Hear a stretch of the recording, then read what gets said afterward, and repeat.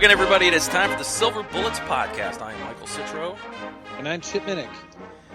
Chip, you and I, we've done a couple of these shows this year where we've put a lot of thought and effort into it and very, very carefully predicted, made our predictions, our picks to click and our score predictions. And then there's been no game. And, the first time it was okay because we could blame it on Maryland. But now it's Ohio State's fault. The Buckeyes and Illinois did not play, and now the Buckeyes are in a very precarious position with regard to their ability to be eligible to play in the Big Ten championship game. It's been a strange weekend, and really things kind of got strange middle of last week.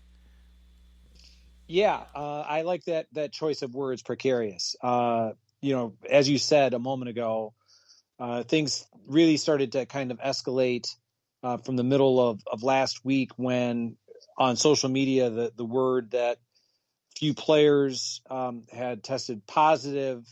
We still don't know at this point who those players are, and that's completely justifiable.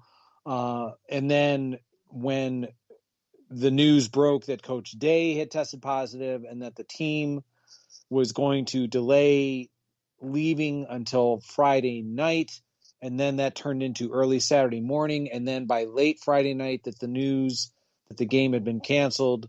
I mean, it's a very dizzying turn of events, trying to keep up with it. But it certainly sounds as though Ohio State, that things are progressing in the right direction from some of the news that we have seen on Buckeye Scoop. And personally, I commend Gene Smith and the leadership at Ohio State for making what they thought was the correct decision about the well-being of the players and staff as it relates to this dreadful virus. Yeah, it's been a crazy few days, and we're living in a really weird time. We know that from what Gene Smith said in his press conference that Ohio State was not above the threshold of where they had to cancel the game, but they did it out of a precautionary situation. They just wanted to make sure that they did right by the student athletes, which is commendable. But you wonder, this is not the first time because Maryland did the same thing. They said they were not above the threshold for the mandatory canceling of the game, and now this is twice that it's been the choice of the institutions involved to cancel the game. And now, like I said, Ohio State is now just one more game missed away from not being able to play for the Big Ten title game, assuming that they went out the rest of the way and they have Michigan State and Michigan remaining. Now, we don't know who tested positive other than Coach Day, but I think if they're, you and I were talking before we started recording, if there are any starters missing that didn't get obviously banged up in the last game, we're pretty much going to know that they were on the list.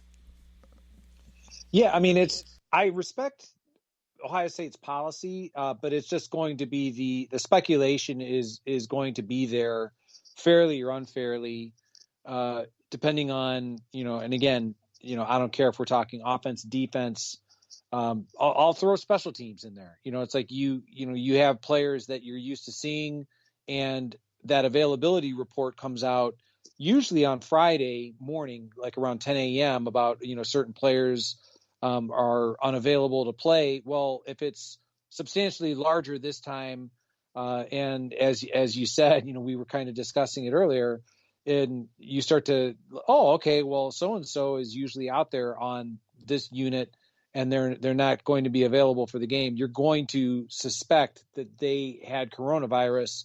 So it's rather unfortunate, that's kind of, just by, deductive reasoning that how, I think most people are going to handle it. But I certainly understand why Ohio State, with the HIPAA laws and concerns over privacy, not wanting to disclose that would be something that the athlete or the coach who's been diagnosed with that's up to them to make that announcement. I presume that's what Coach Day felt was probably in the best interest, being the public face of the program. Right. It would have been a little funny if the team showed up on Saturday in Champaign and Ryan Day wasn't there. You kind of got to get out in front of stuff like that. The players are allowed to out themselves if they've tested positive, if they want to, if they choose to. We've seen players do that across certain sports, but it's we live in uncertain times, and it really is difficult to avoid this thing, and it's a very contagious thing. So, even though we think that Ohio State has pretty good protocols in place, and they were following those protocols, it doesn't really take much. Of course, we saw, what happened with the Denver Broncos this past weekend, where all of their quarterbacks were in jeopardy there because they hung out together without masks, and one of them tested positive, so that kind of throws a whole monkey wrench in the whole quarterback room. And it's, like I said, it's just been a crazy few days. It's not unexpected that something like this could happen. It's happened before. We see it every week. We see games get canceled a few days in advance, and then as you get closer to Saturday, a couple more games get canceled. And then even Saturday morning, you get more games canceled. We see it every week. Games that you're ready to tune in and see, and you're kind of excited about watching, and then the next thing you know, they're not going to be on television. So now it's bit the Ohio State program. If things keep trending the way they have been trending, from what we're hearing, like you said on Buckeye Scoop, if you're not an insider, you're going to want to go ahead and subscribe. Because we're getting some really good information behind the scenes. We're not going to out that information here, but it's definitely worth your while. But if things keep trending the way they're trending, it looks like the Buckeyes will be able to make the trip to East Lansing and play the Spartans this weekend, which is important because they have to get both of these games in against the Michigan teams to be able to go to Indianapolis. And right now, even if they can't go, there's a lot going on in the Big Ten that is in flux with Michael Penix's injury with Indiana, and it just really the Big Ten championship game right now is looking kind of sketchy. Northwestern just lost. Things aren't going great, and I believe Northwestern just had their game canceled for this weekend. You got that right. Northwestern's game against Minnesota has been canceled, and by default, Northwestern is now has been declared the champion of the Big Ten West, by default by all those canceled games. I freely admit I was actually I know that you had a question to Tony Gerdeman and Tom Orr, as did I. They had kind of that emergency podcast right before Gene Smith met with the media on Saturday. I asked a question about, do you believe Gene Smith may ask for an adjustment with the minimum 6 game requirement of the Big Ten, and generally speaking, it was more out of just kind of, with everything going on, like you said, Ohio State's not the only program that is suffering. Obviously, Minnesota is knee deep in this. Wisconsin their season's been impacted. Northwestern, by default, is going to be the Big Ten West division champion.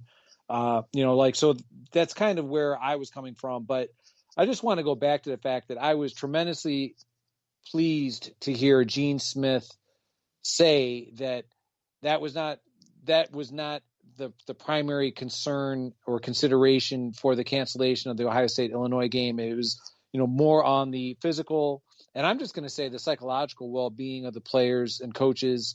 Coach Day alluded to the fact how very difficult this has been. Coach Day, not only was he diagnosed with the coronavirus, but, he has been very open about the fact that, he's been isolating from his family, trying to protect them, trying to minimize the possibility of catching it and giving it to his family. And lo and behold, he gets diagnosed with it. Gene Smith, as I said, he's concerned about the players are they being taken care of? Or are they being fed? Are they getting the proper treatment that they need? All those kind of things. The well-being of the individuals associated with the program, I think, is certainly paramount. So, as you said on Buckeye Scoop, we are very fortunate to have been reading some information that is seemingly trending in a positive direction for the game to be played on Saturday in East Lansing. By no means are we saying that it's a definite go, but it certainly seems as though that the news, at least on the Ohio State front, seems to be trending in a very positive direction in comparison to what we had on Saturday. And on the other side of the coin, things maybe aren't trending great in the state up north, as Michigan has had to do some precautionary cancellation of some workouts and things like that, as they've had some issues as well. And some folks who are more of the conspiracy theory types would suggest that this is Michigan's way of canceling the final week of the season and preventing Ohio State from going to Indianapolis for the championship game. Yeah, I mean, 'tis the season for conspiracy theorists. They're not just limited to the political realm. Unfortunately, I mean, we're kind of dealing with it, like you said, on the football field side of things. Personally, I'm going to give them the benefit of the doubt. I mean, they granted would be a decided underdog, but I think any competitor worth their salt is going to want to play the game if it's at all possible to do so. I'm also believing that what I've read, which is very little online, is that this was done in a similar vein to what Ohio State did by halting activities. It's kind of, if there are any issues, let's kind of try and get this under control well in advance. I'm thinking that, even though that team up north is not having a good season, that I think that they're going to try and do what they can to play this coming week against Maryland, as well as in the season, or the regular season finale, I should say, against Ohio State. And really, this is a chance for Michigan to make their season. I mean, it's been exceedingly disappointing in Ann Arbor this year, and if they play Ohio State, they have an opportunity to make something of their season in one game. So I would think that they would want to play that game, and I would think that Jim Harbaugh would want that game to take place, given the fact that he may be running out of opportunities to hang on to his job there. So we'll see how it all shakes out. But at this point, as you said, we are not by any means stating factually or with any authority that the game against Michigan State will take place this weekend. We just are saying that things seem to be trending in a positive direction for Ohio State from the Buckeyes side of things, in terms of things not getting worse at this point and maybe starting to turn the corner a little bit. Now, of course, by the Big Ten rules, Chip, if anybody that was going to miss this game against Illinois is going to also miss the next two games, depending on when they were identified as being positive for COVID-19. Right, and kind of goes back to what we were saying earlier about the deductive process as to figuring out, okay, so and so must have had it if they're being withheld from game action for 3 straight weeks, and we're so used to seeing them. If anything, this is gonna, it kind of is going to give ample opportunity to those players who, by all accounts, have been highly recruited, are very talented. Any individual, regardless of, again, since we don't know, if there are starters, which units, because that it was quickly dispelled that it wasn't just one position group that was affected by this. We'll have an opportunity to see, some other players contribute that perhaps, they might have had to wait till, 2021 or 2022. Yeah, exactly. We don't know who the players are, obviously, but we are certainly hopeful, Chip. I know you don't want anybody to have this thing, but now that we know that some players have tested positive, we certainly hope that among those names, we do not see the names Justin Hilliard or Jonathan Cooper. Oh, very much so. I mean, you want to talk about two players who, especially, I'm gonna defer on the Justin Hilliard side of things. I mean, you're talking about a guy who, so star-crossed in terms of the injuries that he has battled back from, the adversity that he has faced. That's not taking anything away from Jonathan Cooper, but I think Hilliard, if I had to put a scale on it, I think Hilliard certainly has had a very, very difficult path to take during his college career. But yeah, you're absolutely correct.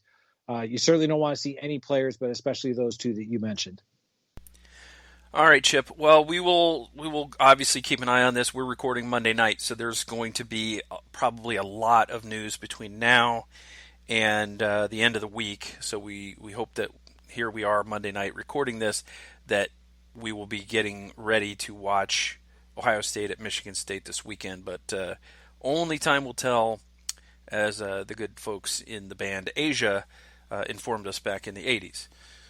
So one other bit of news that came out since our last discussion, Chip, the Big Ten championship game has been pushed up to a noon kickoff.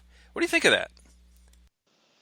Well, considering it was one of these things where both Gerd and Tom Orr had kind of speculated about what if the Big Ten championship game gets moved up, because if Ohio State's ineligible to play in it, it kind of serves as the preview, so to speak, before the main event, seeing Ohio State play against a second place Wisconsin or second place Iowa.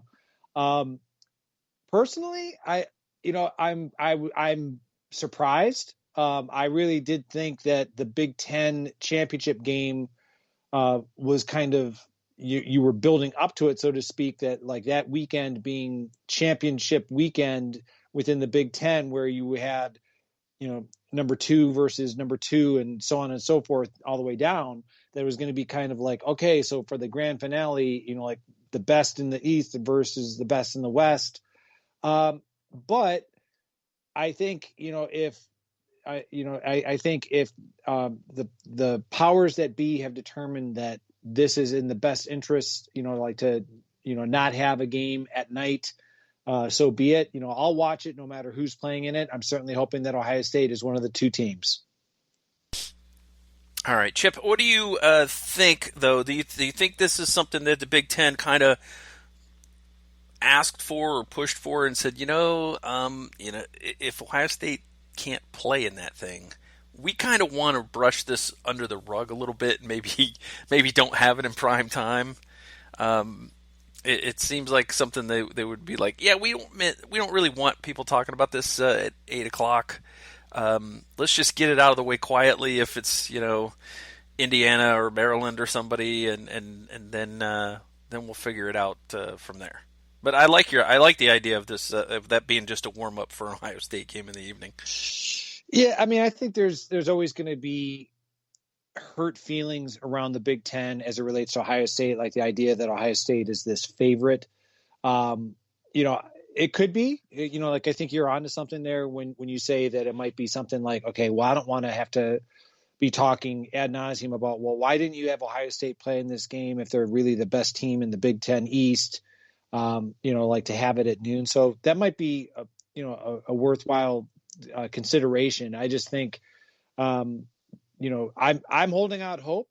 Like you said, we are not speaking with any, position of authority or from a factual perspective about the direction that this may possibly take. Like who's to say that Ohio State does get the 2 games in and they are the Big Ten East champions and they're kicking off at noon. You know what I mean? So who's to say? But I certainly think you're on to something there. All right, Chip. Well, since we have no Ohio State game to recap, you and I will take a little trip through the Big Ten results as we normally do. We'll get to that right after this. All right, Chip. The Big Ten this week had some very, very interesting games. I'm going to start not with necessarily the biggest news of the day, but I will say let's start in Iowa, where the Hawkeyes hosted the Nebraska Cornhuskers, and this game was much, much closer than I anticipated, especially after Nebraska got beat on by Illinois. And this is it ended up being a 26-20 final. The Hawkeyes pulled it out, but it was not a very smooth matchup for the Hawkeyes. Well, the one thing that I guess that I'm just kind of perplexed by with Nebraska is it certainly seemed as though there was a considerable amount of interest in getting Adrian Martinez replaced as the starter. And with Luke McCaffrey, he's certainly very talented, but it's almost as though by substituting McCaffrey for Martinez that it actually made the offense worse in my estimation. That Martinez, his passing is superior to McCaffrey's, while McCaffrey's, athleticism is better than Martinez. So, unfortunately for Nebraska, they can't seem to figure out what direction they want to take, and the record kind of speaks for itself. Yeah, I think what it does really is it makes the offense so easy to predict. Luke McCaffrey only attempted 5 passes. Adrian Martinez attempted 20. And then when you look at the rushing, actually, McCaffrey only carried 5 times. Martinez really got more of this game. And, his numbers weren't terrible. 18 of 20, 174 yards. But he didn't throw a touchdown. He didn't throw an interception either, Martinez. Nebraska had a chance to drive for a winning score in this game, and Martinez took a sack and lost the football and turned it over there at the end of the game. So Nebraska was in this thing throughout, and I don't. Basically, the way that Nebraska's played this year, I don't think that's a good look for Iowa. The way Iowa looked like they were rolling, it looked like they had kind of put it together. But now the doubts start to creep in after this performance for me. Yeah, good point. I think Iowa, and considering it was at home, and Iowa did not, as you said, look nearly as impressive as they had been. So we'll see. I think, I know that a lot of people are speculating if as it relates to Nebraska, is Scott Frost, is he really the man for the job? I believe he still is. I think this is more of a turnaround than I think people truly understood. But getting back to your point about Iowa, I think you're onto something there, that perhaps Iowa is not nearly as formidable as we originally thought. Right.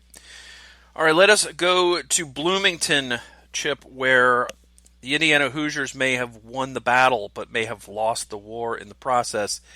Beating Maryland 27-11. Good job of the Indiana defense to hold Maryland to just 11 points. But Michael Penix injured and out for the year in this game. And, the Indiana Hoosiers had been in the top 10 and came into this week 12th after losing to Ohio State ultimately in a close game, although it was a blowout for a bit.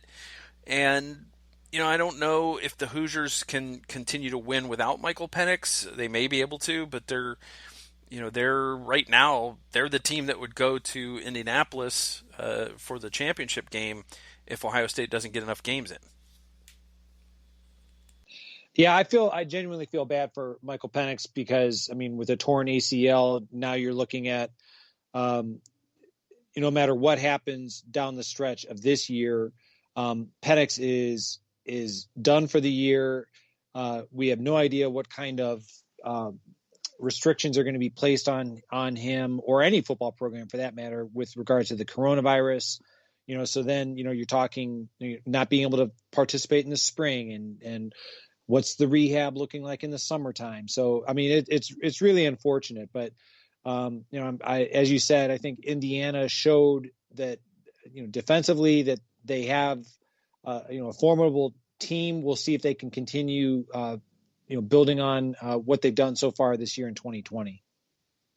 Now, Chip, Jack Tuttle went 5 for 5 for 31 yards and had a better average yards per attempt than Michael Penix. Has Michael Penix, Chip, been holding the Indiana Hoosiers back this year? No. I like that, but yeah, Jack Tuttle is one of those guys. I may be mistaken, but I think legend has it that Ryan Day was out recruiting on the West Coast looking at Jack Tuttle, and lo and behold, he came back with Chris Olave instead.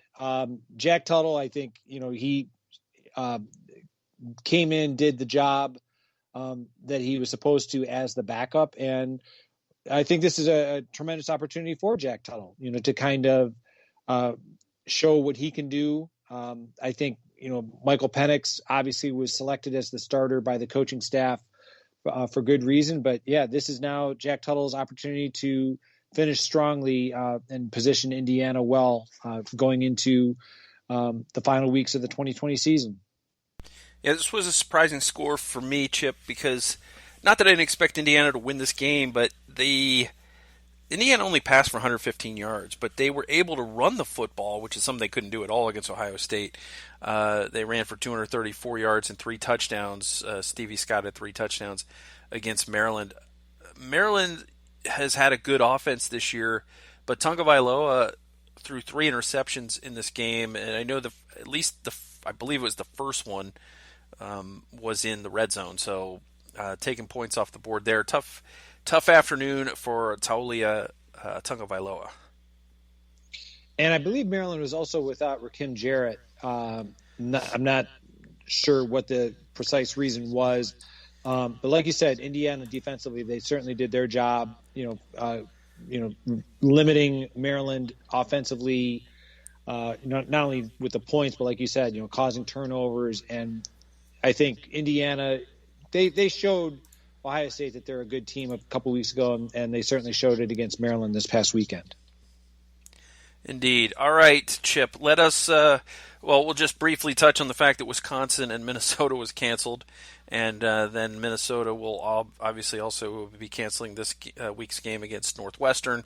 So let us go to a place that very few people want to go, West Lafayette, Indiana, where the Rutgers Scarlet Knights, Chip, have pulled off the 37-30 road upset of the Purdue Boilermakers.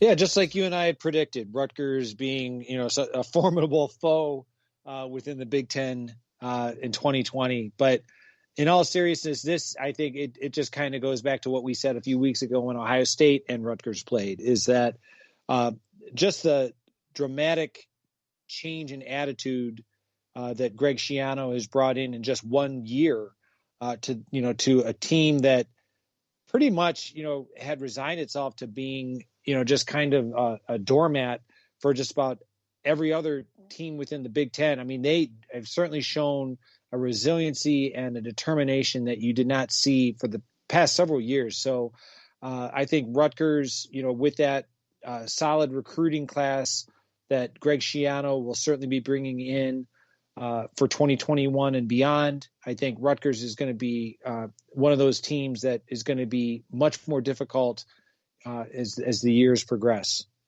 And really, they're a missed field goal in overtime from being 3-3 on the season. So a great job by Greg Schiano very quietly with Rutgers. The big story here, Noah Vedral was not available for Rutgers in this game, and they kind of went to a quarterback by committee kind of situation where Art Sitkowski was the passing quarterback and Johnny Langan ran a lot of quarterback power in this game. He ran 21 times for 95 yards. Sitkowski, 19 of 28 for 152 yards, 2 touchdowns, no interceptions. This is a guy you and I have talked about in the past as being a guy who won the starting job as a freshman, but then sort of fell by the wayside. But I think he showed in this game, that he's a talented kid. And credit to Greg Schiano and his coaching staff for putting together I'm not saying a truly dynamic offensive game plan, but a game plan that was effective. I mean, they got the job done, regardless of, all right, well, you're going to come in and you're going to throw, and you're going to come in and you're going you're going to run the ball. I mean, it did enough against Purdue for them to come out on the winning side of the ledger. So I give credit to Schiano and the coaches for doing whatever they need to do to put their players in the best position to win. Absolutely. This is a game Purdue actually led by 10 in the third quarter, but then Aaron Cruikshank ran back a kickoff 100 yards, and it really kind of propelled Rutgers from there. They went on to score 10 more points after that, and finished on a 17-0 run to end the game, winning 37-30. So congrats to Gray Schiano, and Tennessee. He could have been yours, but you said your whiny fans told you not to hire him, so you didn't hire him. So he's going to turn around Rutgers instead of Tennessee. That's how it works. Chip, let us go to Ann Arbor, Michigan. We don't really want to go there, but let's go there for this game. It was the battle between Penn State and Michigan. Penn State came in 0-5, and Michigan came in, trying to get back to respectability, maybe get something going and get back to 500 before the Ohio State game. But Penn State prevails 27-17, and I'm really not sure what the Michigan Wolverines are actually good at right now. Yeah, that's since you're forcing me to go to Ann Arbor. I watching that game was just perplexing because I could see the logic of what Penn State was doing. I mean, you're talking about a program that they're down to their fourth string running back, just out of necessity, and they did not, try to do anything truly dynamic offensively. They were committed to running the ball, which they were able to do repeatedly. And as far as the Wolverines, as you said, they were fortunate to be on the winning side, from the previous week against Rutgers. You figure you're playing in your home stadium, and still they offensively and defensively, they just really lack any kind of cohesive identity on either side of the ball. I guess the one thing that Michigan can do is run Hassan Haskins. He had 100 yards rushing and 2 touchdowns. I know Gerd has been beating the Hassan Haskins drum all year. Why aren't they running with him more? Because it's been successful when they've done it. They just don't do it very much. And they did it 17 times in this game, had great success with it, but nothing else was successful. The star quarterback of the future, Cade McNamara, was only 12 of 25 for 91 yards, no touchdowns, no interceptions. Joe Milton threw 3 times and completed 1. So not a very dynamic Michigan passing attack, 112 yards passing for the Wolverines. Sean Clifford eclipsed them with a pretty mediocre day. 17 of 28, 163 yards, no touchdowns, no interceptions. I guess he didn't turn the ball over, so there's that. Yeah, like you said, it was nothing that you would necessarily take to a coaching clinic for, trying to inspire anyone and with regard to offensive ingenuity. But yeah, Penn State, I'm happy for Penn State with the simple fact that, the way that their season has been going, they were seemingly, snake bit for so often, they started off and against Indiana and never really seemed to kind of get over that close loss. But they kind of found it within themselves to go on the road, granted against another disappointing team, but still come out on the winning side. And speaking of disappointing, I just want to go back to Wisconsin for a minute. They're going to finish, Chip, with only 4 games played this season. Now, they would have been back in contention for the Big Ten West this week had they played, because they're 2-1. But they lost to Northwestern, obviously. Northwestern went to East Lansing, Chip, and this was probably the most perplexing game of the day. Michigan State wins it 29-20 over the number 8 Northwestern Wildcats. This is only the Spartans' second win of the season, the first coming at the hands of their rivals, Michigan. And for a team that I freely admit, we were talking earlier about Rutgers being bad. I will nominate myself. I really thought Michigan State was going to be, probably near the bottom as well, just simply because the logic of when you think about, okay, a new coaching staff comes in, they need to have time to implement whatever their offensive and defensive schemes and terminology. They need to have spring football. They need to, kind of believe that there are going to be some growing pains along the way. And Michigan State had none of that, really. I mean, like their coaching staff wasn't hired until late spring. And then they didn't have spring practice. And then we all know about everything that happened over the summer with the Big Ten canceling and then restarting.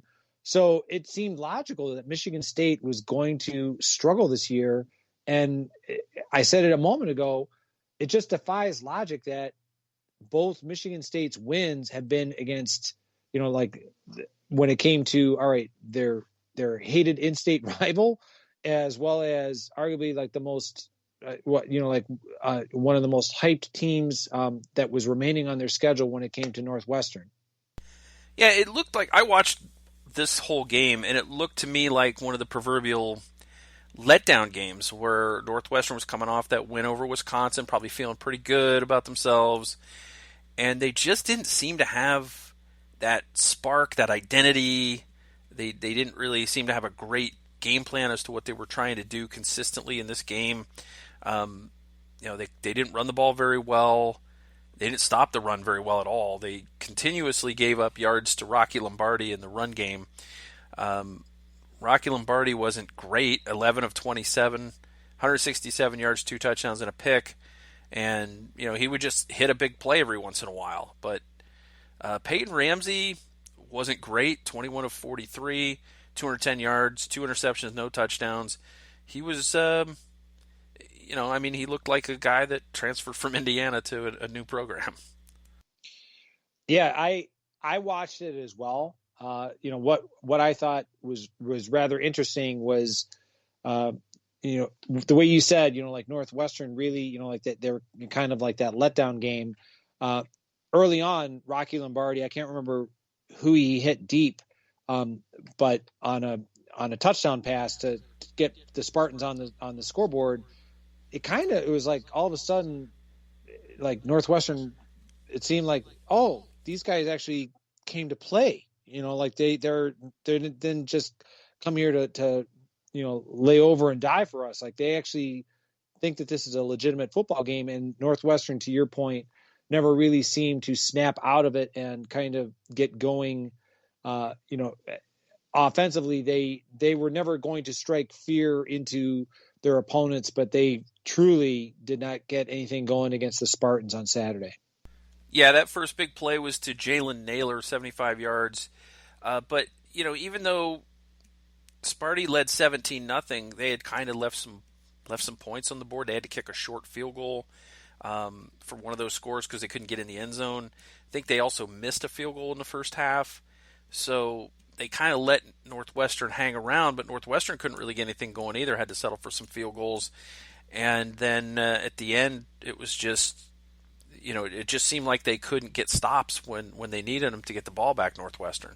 So this was a very disappointing, I'm sure, for Pat Fitzgerald, a very disappointing response to beating the Badgers and kind of taking control of their destiny in the West. Now, like you said, they're still going to go to the Big Ten championship game where they will no doubt be a pain in the neck to whoever they play. But this was the proverbial letdown game, and you don't normally see a letdown game from the scrappier teams like a Northwestern. You usually see that from the big powerhouses that are just they're mowing people down. They win a big emotional game like, let's say, Ohio State, Penn State most years. And then the next week, you're like, you see the hangover. But you definitely saw a Northwestern hangover, I think. I agree. I think they might have heard some of the chatter about not only clinching the Big Ten West, but also, the possibility, what if they could sneak into the playoff? That might have impacted them a little bit more than you or I or anyone else really contemplated. Yeah, exactly. I mean, if you're on Northwestern and you're thinking, well, Ohio State now has some COVID cases. They had to cancel their game. If they miss one more game, they can't go. We could get to the championship game in the conference, win it, and get into the college football playoff.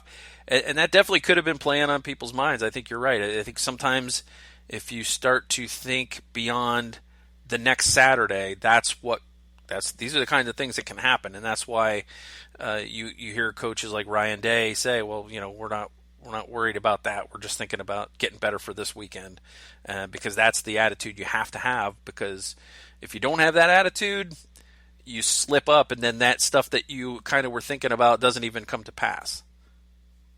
Very good point. All right, Chip. Before we get to Michigan State, I just want to get your opinion on this. We've seen a few people do this already this year. But probably the most prominent name, Rashad Bateman of Minnesota. What do you think of these players who have, our season's kind of going off the rails. I'm out of here. And, Rashad Bateman is a kind of guy, he was one of the early opt-outs, before, I think even before the season was postponed and then canceled. And then once they reconfigured the schedule and they were going to play, he came back. Much like Wyatt Davis and Shaun Wade came back. But now, Minnesota's going nowhere. Their season's been pretty disappointing based on what their expectations were this year. And he's like, yep, that's it. I'm done. I'm going to go get ready for the draft. And we've seen a few players in the Big Ten do this. What do you think of that? Well, personally, I guess I'm going to come down on the side of the player. And my logic here is, you mentioned, with Minnesota, I mean, they've had games canceled, because they're dealing with COVID outbreak within the program. Other players around the country, in terms of their respective situations. And I guess my rationale for it is, if your team is not likely to be competing for a national championship, and there are very few, but I just kind of look at it like, to me, that would be kind of, thinking about the realistic possibility of competing for a national championship, is that you and I and other fans have seen through the years players go and play in a bowl game. Now, granted, that's a tremendous opportunity, but to see possible NFL careers be, if not necessarily ruined, like to have NFL careers severely hampered because of a fall in draft stock due to sustained injuries. So, if you're Rashad Bateman, for example, and again, I'm just speculating, and you're on a team that, before we started recording this, I know that Minnesota identified that they've got a number of coaches as well as players who, have been identified positively with the coronavirus, and you're not playing in games. The team, if they're going to play in a bowl game, it's going to be probably like a middle tier at best.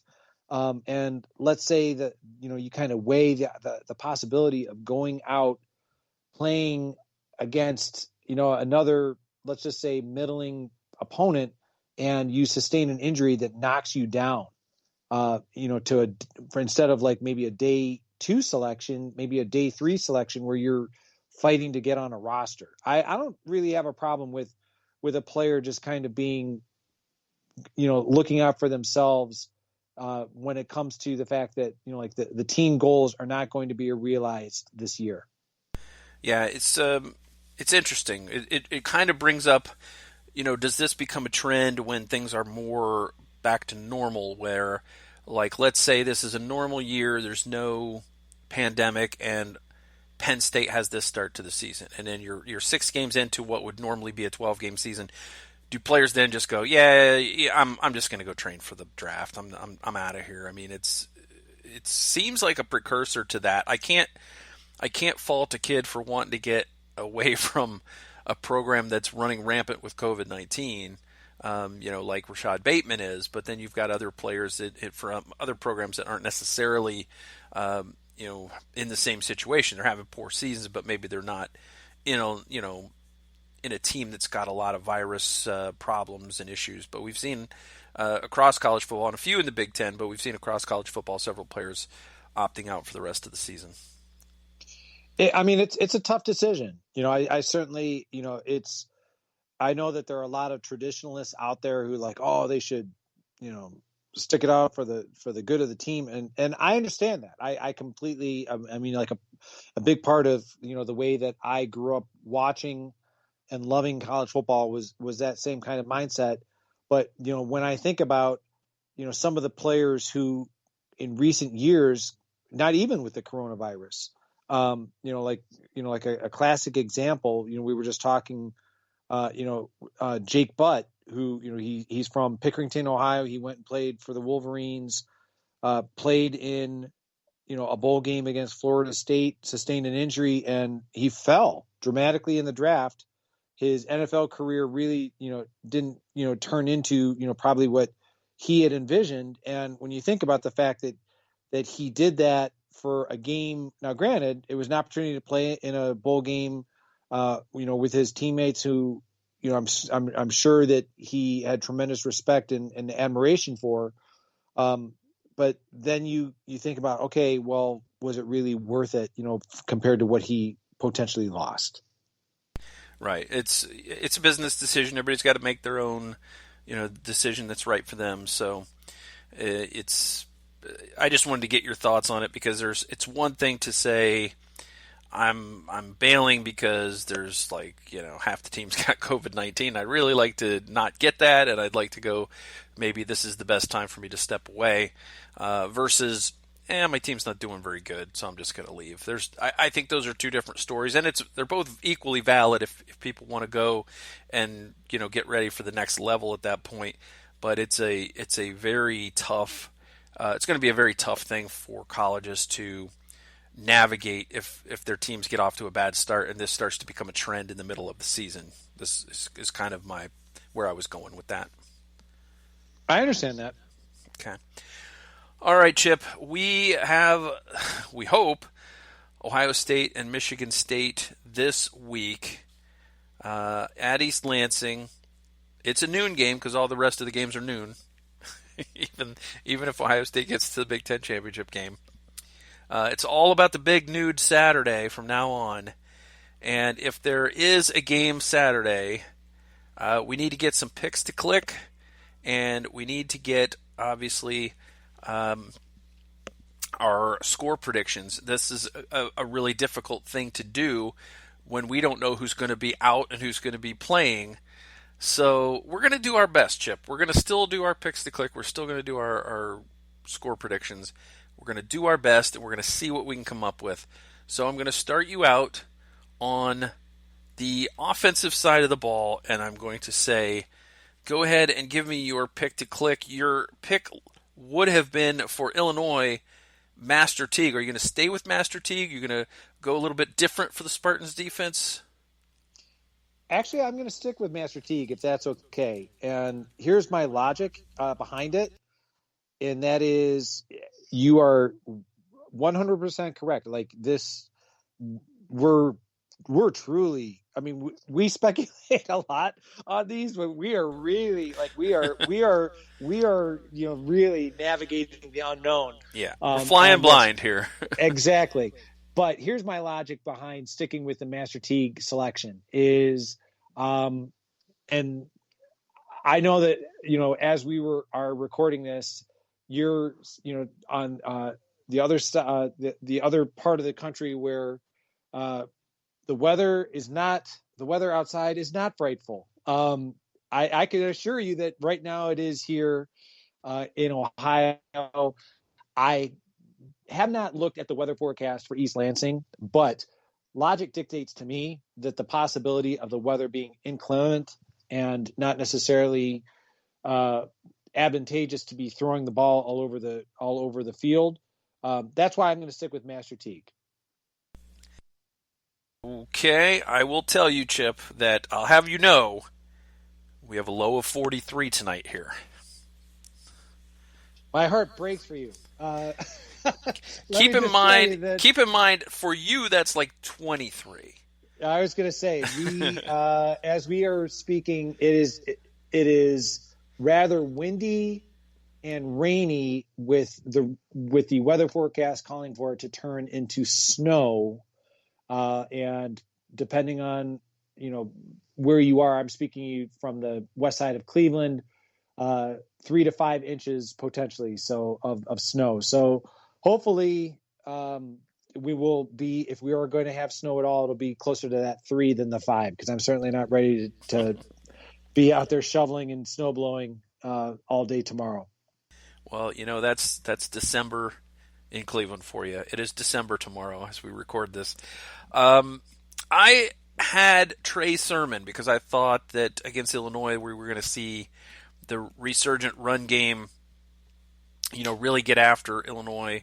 And I think I'm going to change that pick to Jeremy Ruckert. I think that there's been a lot of talk about how all of the footballs are getting thrown to Chris Olave and to Garrett Wilson, and they totally went away from the tight ends in the last game. So I think Jeremy Ruckert, who was having a pretty good season, I think he's going to get back involved this week. So he's my offensive pick to click.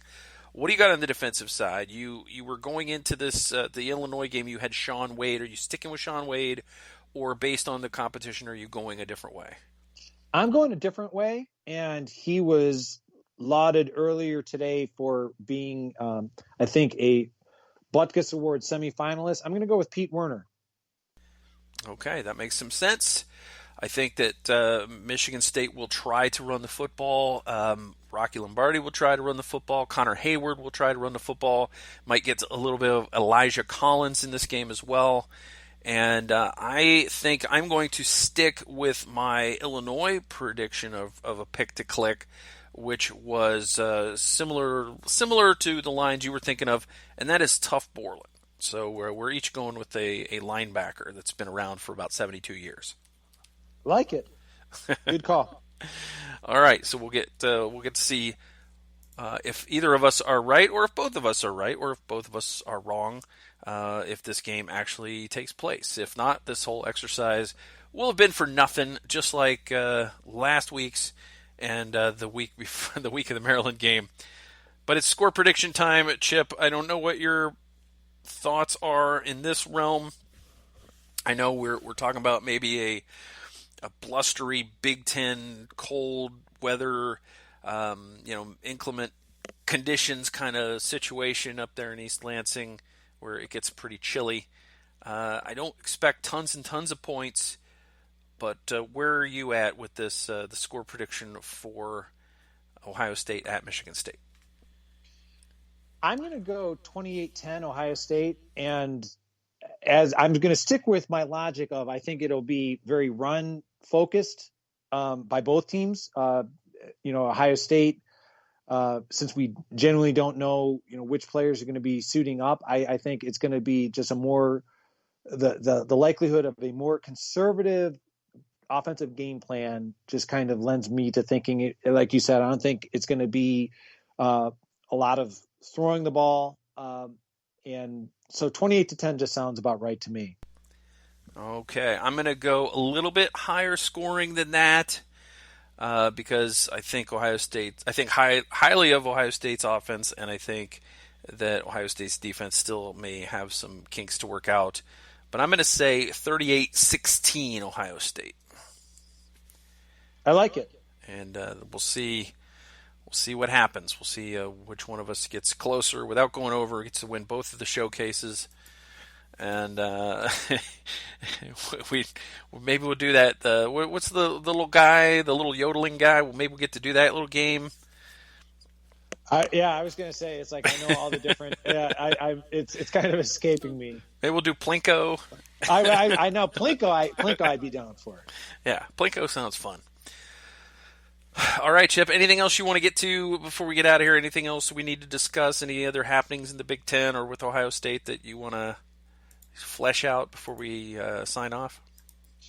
Not so much. We're kind of like you said. As it relates to the Big Ten, I guess like a shameless plug for Buckeye Scoop. If you are not yet a subscriber, what are you waiting for? Make Michael and I are certainly grateful for the fact that we're associated with Buckeye Scoop, and why we're feeling certainly more positive than we probably would have been, earlier in the day if we had recorded, because some of the information that we've obtained. So if you have not subscribed to Buckeye Scoop, like I said, you're truly missing out, not only on all of the insider information, but this is where a lot of tremendous podcasts that we're proud to be associated with. You certainly want to take advantage of those.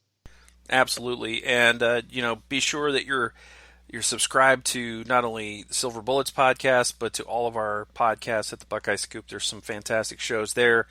If you like recruiting, you can't beat Gives in the Bank. If you like really high-profile guests, you want Scoop World Order, where Kirk Barton will have, people like Urban Meyer on his show. You want to listen to Tom Orr, who has a guest every day on the Morning Scoop. Of course, there's Buckeye Weekly with Tom and Gerd, Sloopcast. Am I forgetting anything? Mick on the mic. No, I think you got them all. It's tough to keep up with. I will say this much. I mean, because if, as you said, if you want recruiting, if you want individual guests, if you want kind of the daily goings on, any variety of information that you may possibly want as it relates to Ohio State football, we've got something for you, and so you should take advantage of it. Absolutely, take advantage. These shows are free. You don't have to be a subscriber to get them. So there are some that are behind a paywall, like some of the Buckeye Weekly bonus podcasts for Patreon subscribers. But most of the stuff that we do here is all yours. All you got to do is sign up for it and get your podcast catcher to catch it, and you're good to go. Speaking of which, if you go to iTunes and leave us a nice star rating and a review, that'd be a big help to us. We can get in front of more people. We'd appreciate that. Chip, where can people find you on the interwebs? They can find me on Twitter at Chip Minnich. My last name is spelled Minnich. And besides this podcast, I'm also a contributor to Athlon Sports. So I know that I gave my score prediction, but look for an article about the Ohio State-Michigan State game to be dropped later this week on athlonsports.com. Awesome. And you, of course, can find me at Mike36Fan on Twitter. You can ask us questions for the Silver Bullets podcast. We'll answer them for you here on the air. Also, you can find me on Buckeye Scoop. You don't have to pay. I'm not behind a paywall. I am not, you don't require an insider subscription to get the grumpy old Buckeye every week when there's a game, because it would be easy to just turn in a grumpy old Buckeye that just says the game got canceled, but that would be kind of a waste of everybody's time.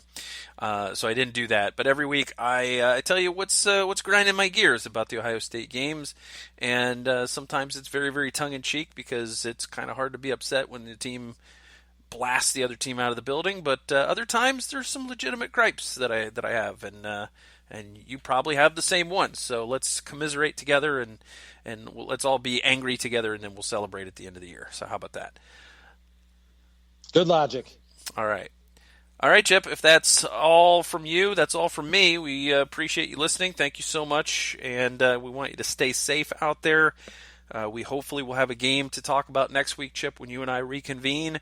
And then we will also be preparing for the game, which is kind of weird because it'll be mid-December by then. But that's the reality we live in. So until next week, keep your fingers crossed that everything will be back on track and that the Buckeyes will be back on the field against the Spartans, and we will fire off a very tentative but hopeful "Go Bucks!" Go Bucks!